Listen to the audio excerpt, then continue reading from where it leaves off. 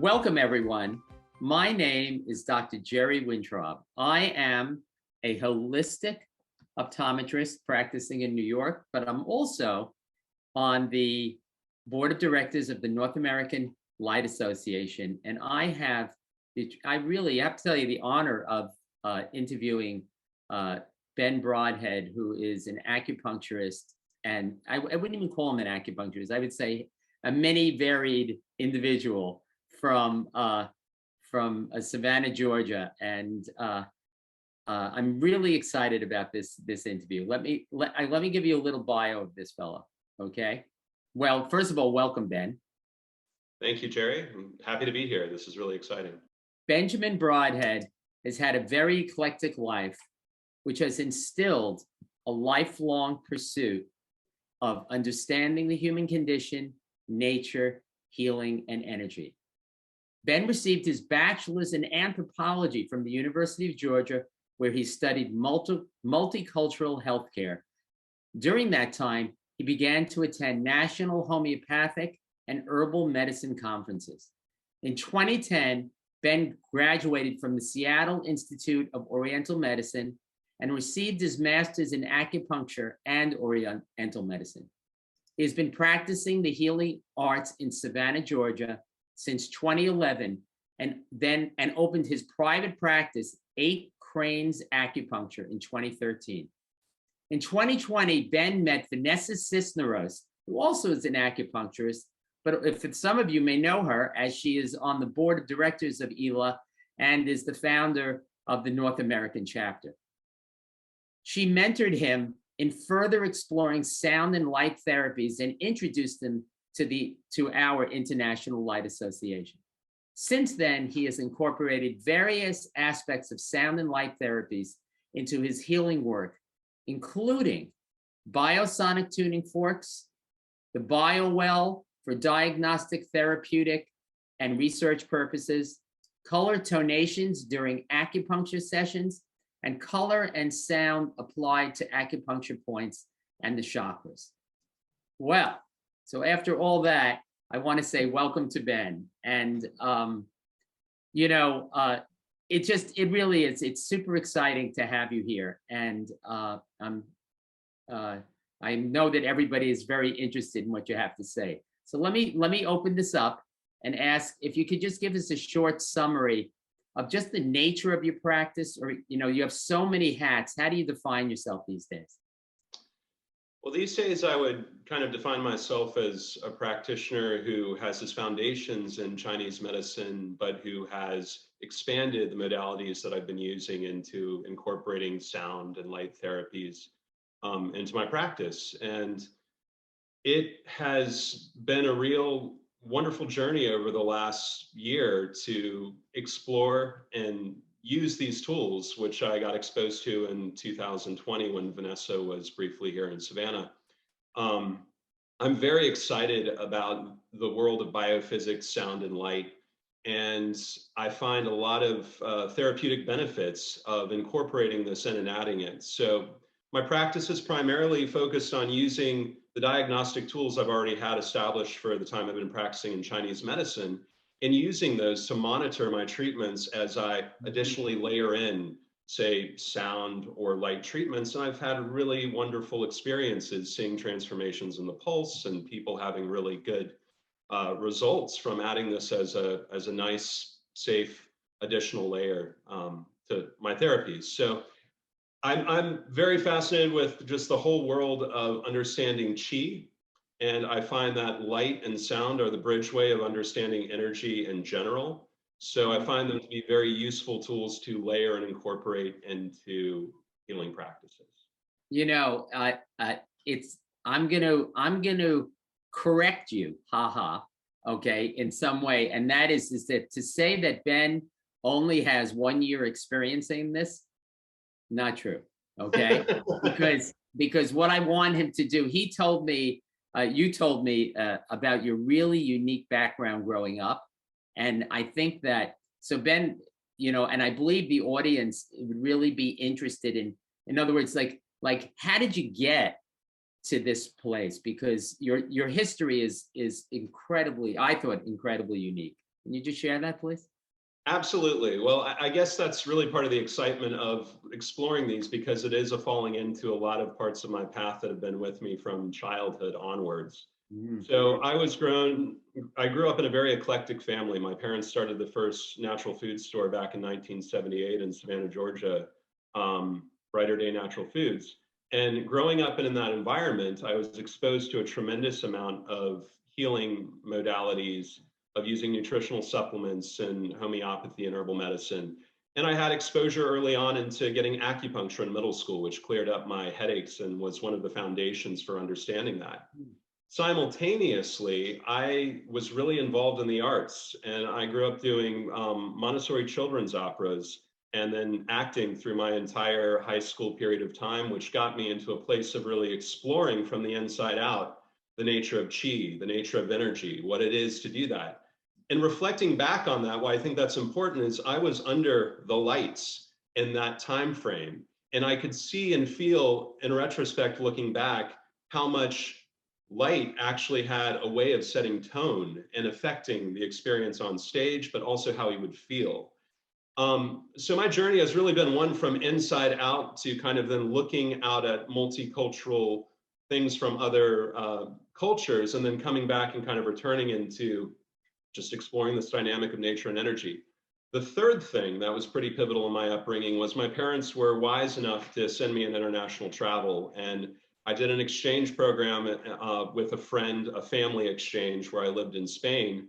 And that really opened my eyes to the broader world and looking outside of our culture. So part of what I love about ELA is the international nature of it. I find that our solutions are something that's global in view. We need all of these dynamics. And my background in anthropology really made me appreciate the different healing modalities from cultures around the world, looking at everything from Chinese medicine most deeply, but also Ayurveda and some other traditional indigenous practices. So that's kind of the background that got me into a place of openness and receptivity that I think made my fortuitous meeting with Vanessa just be a place where I was just primed and ready to explore some of these things. And when I started using them, it really felt like coming home, like a rediscovery of things I had been longing and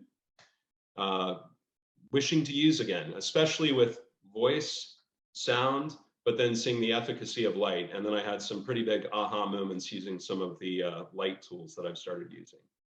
I see. That is so, I mean, when you told me this story, of which you didn't tell me all of what you just said, which is even more exciting. Yeah. You know, and the fact that you're an actor, and I actually have been on the stage as well. And I understand that. I understand very, very much the you know, the impact, not just of the lights, but of the, you know, the energy of the audience, and as you project your voice out. And actually, my last interview that I did, for those of you who are watching all of these, was with somebody who used his voice as a healing modality, and using the sound from his voice. That's something I've done myself too. The other core that I didn't mention that's been a really big part of my life and continues through this is Qigong. I've practiced Qigong for a number of years. My first teacher was Robin Murphy, who actually unfortunately recently passed, but he was the person who really instilled an understanding of working with the body as a healing force, getting into alignment, working with the three treasures, Jing, Qi, Shen, the mind, body, spirit continuum, and using movement awareness to affect and work with our energy.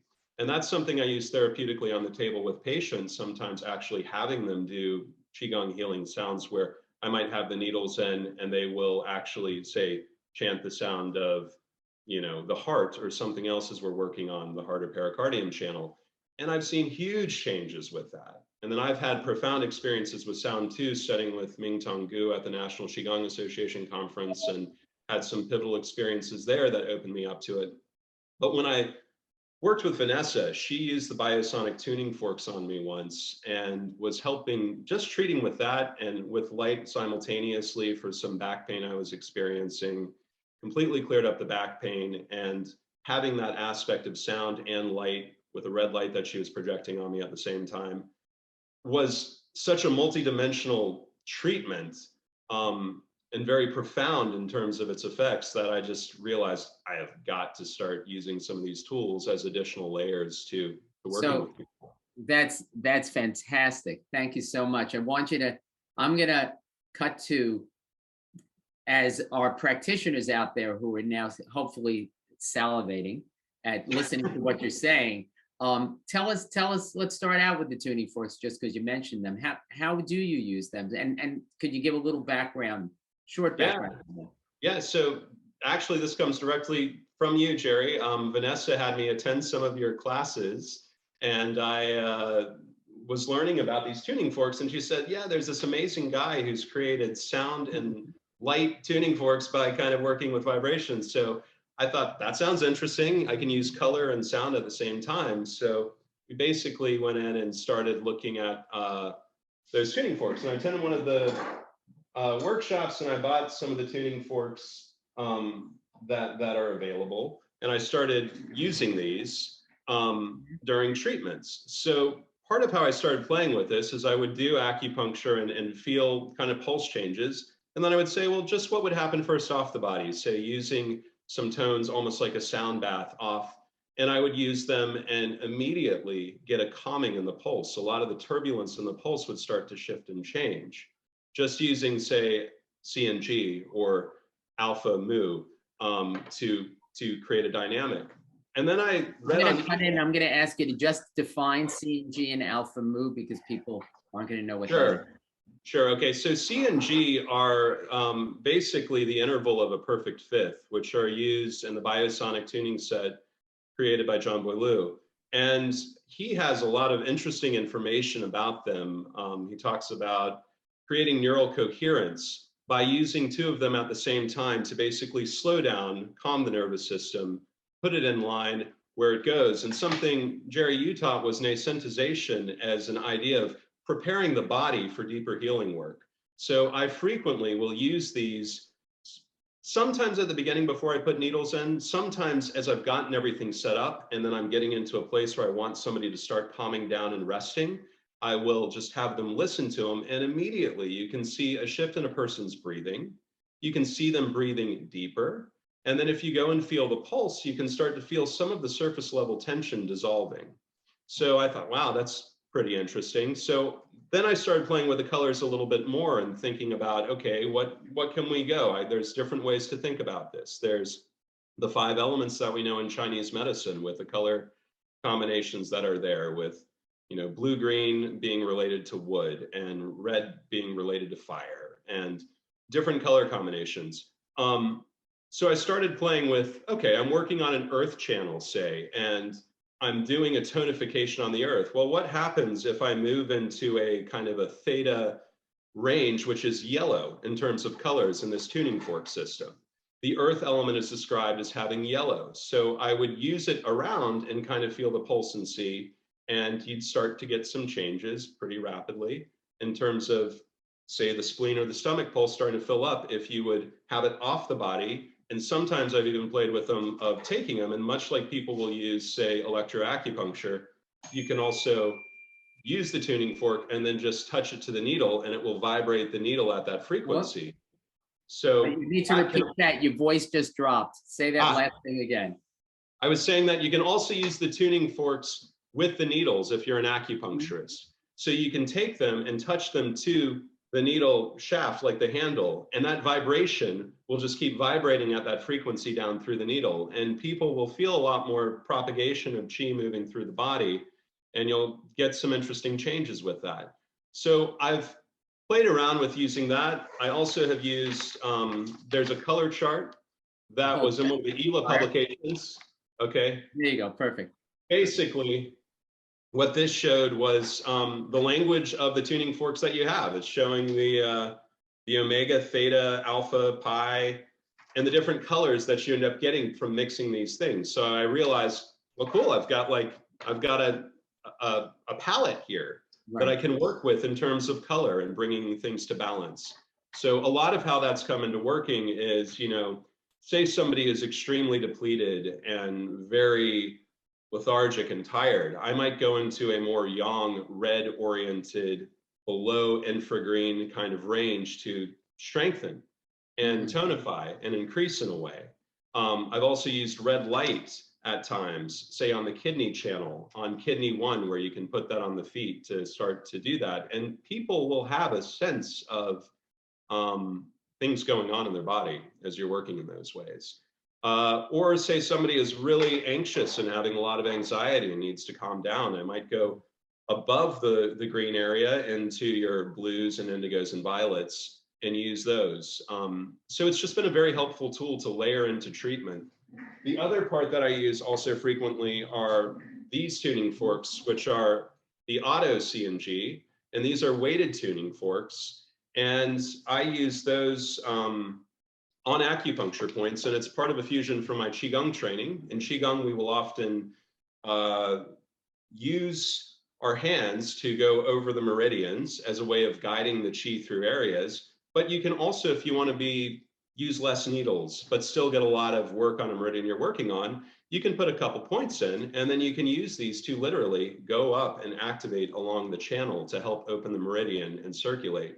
So I often will use them, say, like somebody's got something on the lung channel. I might needle one of the points on the lung channel, and then I might go up and start using these along the channel at the same time to further open. And it's just much faster in terms of getting chi and blood to start circulating through the system.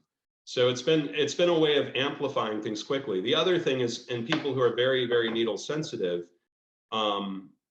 you can use these tools. I've had some kids who I've done only tuning fork treatments and light therapy treatments, and it works really well and makes a big change in terms of what they're dealing with. So it's created a lot of versatility to kind of work with. It's fantastic. It's fantastic. I mean, you've just given me exactly the reason I wanted you here, because you know, one of the things that happens a lot these types of interviews is, you know, if I interview a researcher, and you know, the researcher tells us what he does, but it's basically research, and you know, you're somebody like on the ground, and you know, yes, I was involved creating those tuning forks, but the reality is that I'm a clinician for my entire career, and that's what I do. And so, do I do studies? No, I see patients. And I see patient after patient after patient, and that's how I learn, you know, what works, what doesn't work from this experience and that experience. And you know, and I mean, there are researchers out there in la la land of cyberspace, but there are also a lot of people, you know, who are just practitioners and who, you know, how do I use this, you know, and so it's very, very exciting to listen, you know, to what you say. So you talk about the tuning forks, but we know that's not the only thing you use. Can you, I mean, the BioWell, I know very little about, but I've heard a lot about. You want to just share that for a moment? Sure, yeah. So the BioWell is a therapeutic device that is used for diagnostic purposes, but it also has some therapeutic applications because it can generate sound files. And with those, you can give them to clients to listen to for further bringing their body into balance. So what this is it basically measures the light coming from the fingertips and maps them into multiple systems related to the meridians, the chakras, our organ systems of the body. And it's something I'm starting to use. I'm still very new at it and getting it, but it has had some times where it's been pivotal in terms of shifting outcomes in treatment. So I had a client who had some complications going on in their body.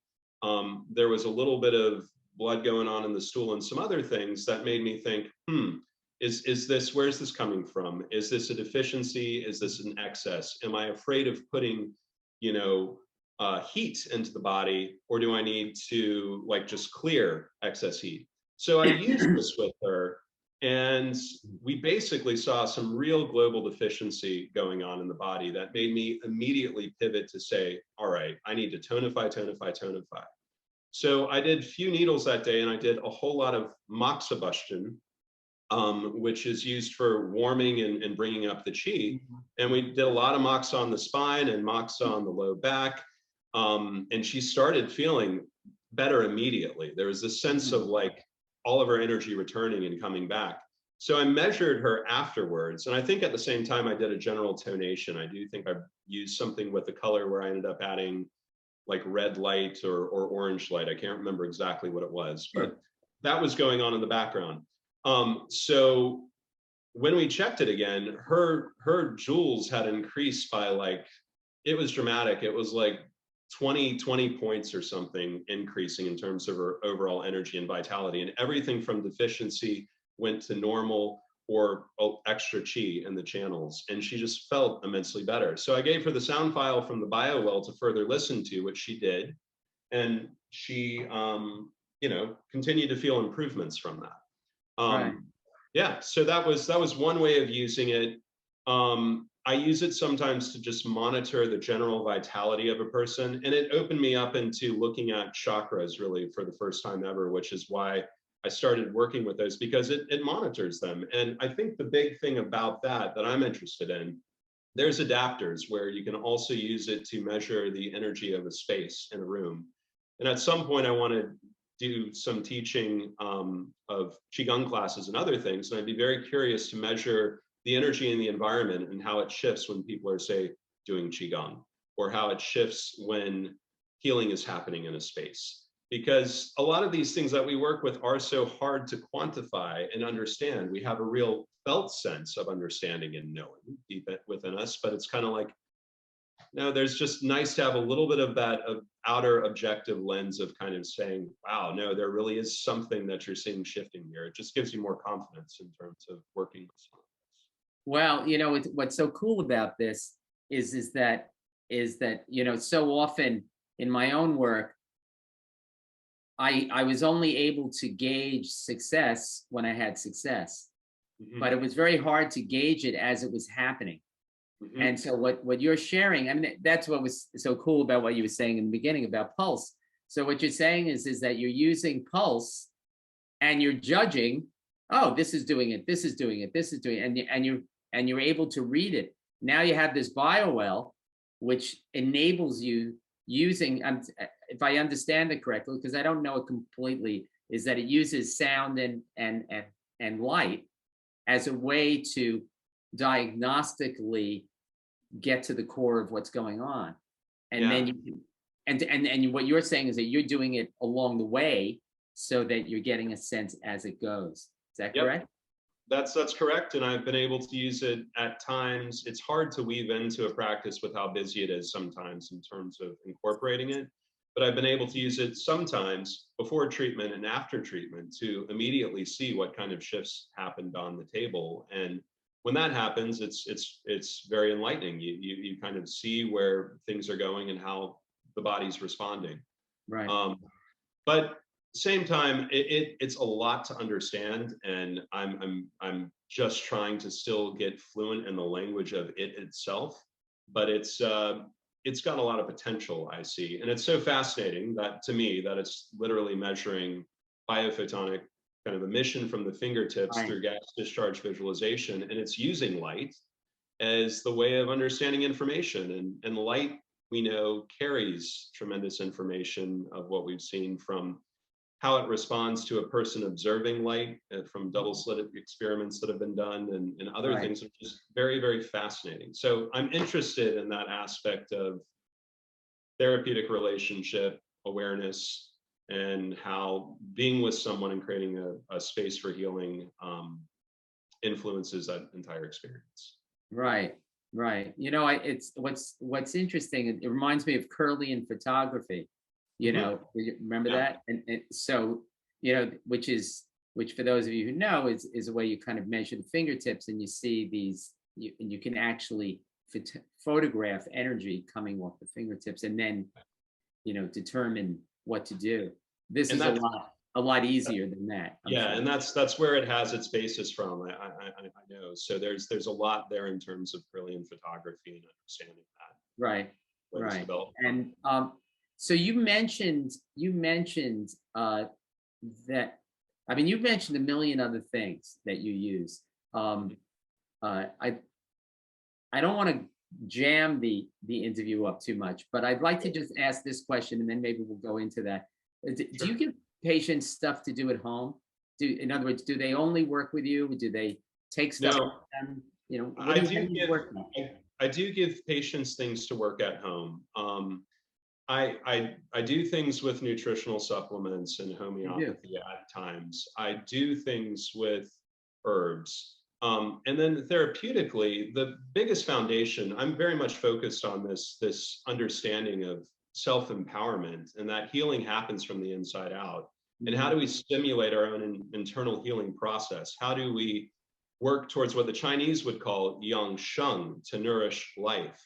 What Western society might call salutogenesis. How do we generate health? How do we focus on well-being rather than just focusing on pathology?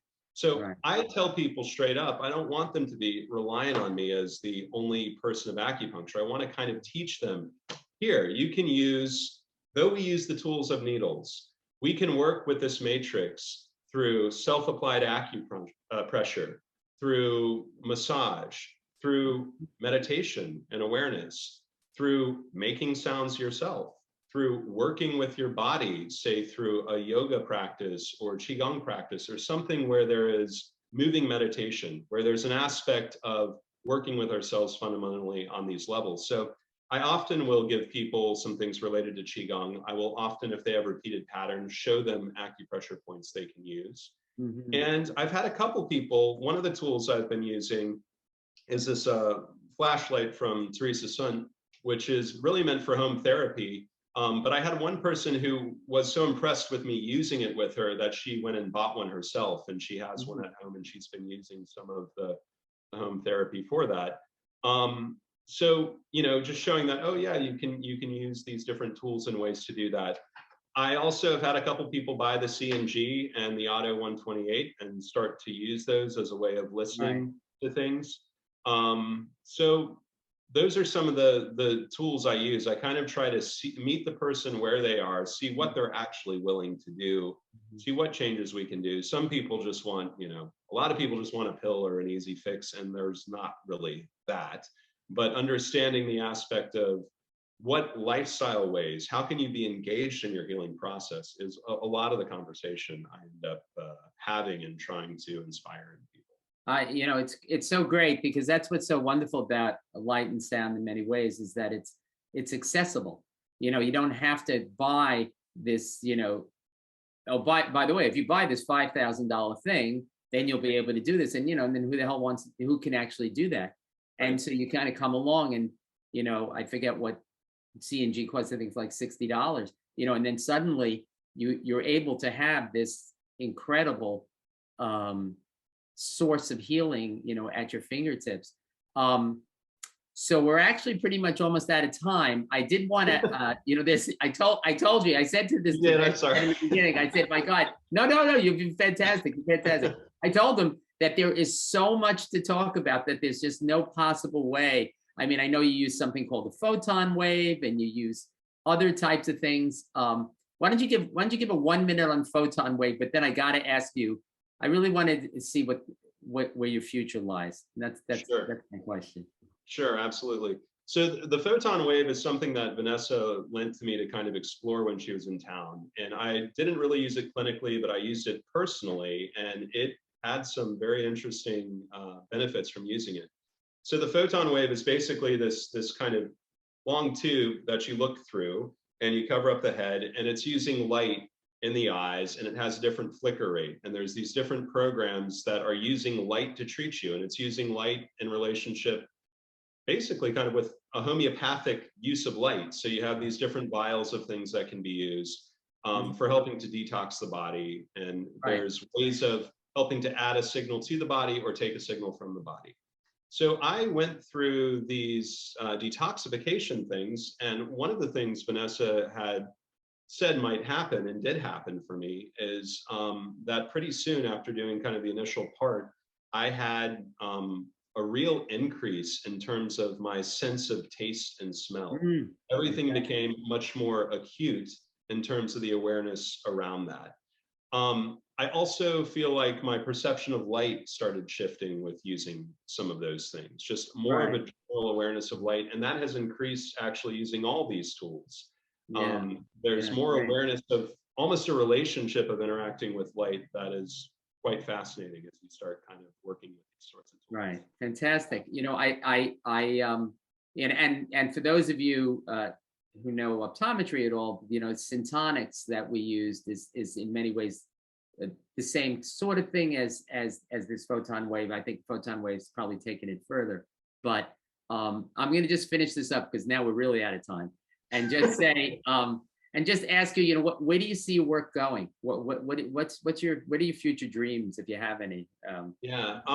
Well, you know, I think I want to I'm a committed lifelong learner. I love exploring and developing and growing. Mhm. And every year since I've graduated, that was just like graduation was just getting the fluency and being able to speak the language of Chinese medicine. It's been developing and deepening that process, and that's a lifelong process for me. So I see my boundaries expanding into opening more into understanding the biophysics side of thing, understanding light and sound as tools and incorporating those into my practice. And I also see myself as becoming a teacher and starting to teach in my own space. I have an upstairs which can be dedicated for teaching Qigong and meditation and some classes. So I want to start doing that when it's COVID safe, when I can have people indoors where we can be unmasked and actually practice some of those things. Right. But, you know, I think understanding Yang Sheng, really understanding nourishing life. How do we have so much power in terms of ourselves with how we curate our living and our choices and what we do, and just helping people understand that they can really take control over their health and their destiny by changing how, you know, we're living, changing how we're thinking, changing how we're being in the world. All of that has a lot, you know, of value. So I guess I see myself, you know, continuing to practice, continuing to learn, and then continuing to share knowledge and information as I do that. I'd like to learn more about kind of, one of the amazing things about what we live in right now is that we're at this place, both in Chinese medicine and these other therapies, where the wisdom of ancient cultures has been around for so long, and we're able to actually start to measure and look at these things in a way that's very, very exciting. It's kind of right on the frontier of that. Mhm. So, you know, I'd like to be a bridge in terms of being in that place of understanding that knowledge and how we can use it. Yeah. Fantastic. Oh my God. Thank you so much for this time. It's a Yeah, real, thank you, Jerry. such a pleasure. Such Well, a pleasure.